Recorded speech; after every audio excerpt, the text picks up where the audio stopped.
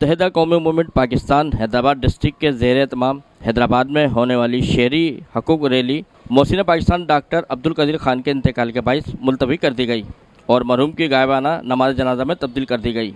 Station road पर कोहनूर चौक के मकाम पर मोहसिन पाकिस्तान और एटमी साइंसदान मरहूम डॉक्टर अब्दुल कदीर खान की गायबाना नमाज जनाजा अदा की गई।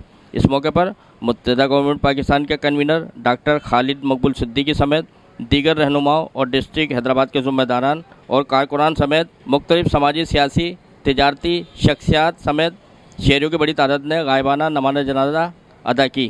जबकि बादअज़ा मुत्तहिदा गवर्नमेंट पाकिस्तान के कन्वीनर डॉक्टर खालिद मकबूल सिद्दीकी ने प्रेस कॉन्फ्रेंस करते हुए कहा, आज उस मोहसिन पाकिस्तान को हमने खो दिया।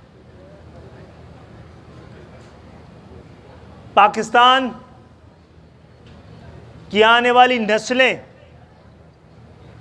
उनकी आज़ादी की ज़मानत देने वाला आज हमारे दरमियान नहीं रहा है। पाकिस्तान के दिफा को नाकाबिल तस्सीर बना देने वाला वो हमारे दरमियान नहीं रहा है। और मैं समझता हूं कि पाकिस्तान के क़याम के बाद ये पाकिस्तान का सबसे बड़ा मोहसिन था जो कौम को मिला है। आप बताइए, पाकिस्तान की तारीख़ कायद आज़म से लेकर कायद मिल्लत और कायद मिल्लत से लेकर कदीर तक उसके अलावा और है क्या? बंगाल, भोपाल से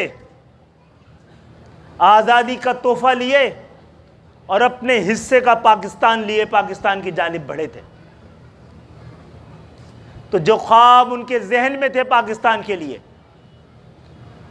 उन्होंने बैरूनी मुल्क जाकर जो तालीम हासिल की, जो तजर्बा हासिल किया, जो महारत हासिल की, उसका एक एक हुर्फ और एक एक सफ़ा पाकिस्तान के सुपुर्द कर दिया। ये पाकिस्तान का वो सपूत था जिसने सब कुछ पाकिस्तान के हवाले और सुपुर्द कर दिया। सवाल पाकिस्तान के ज़मीर पे है।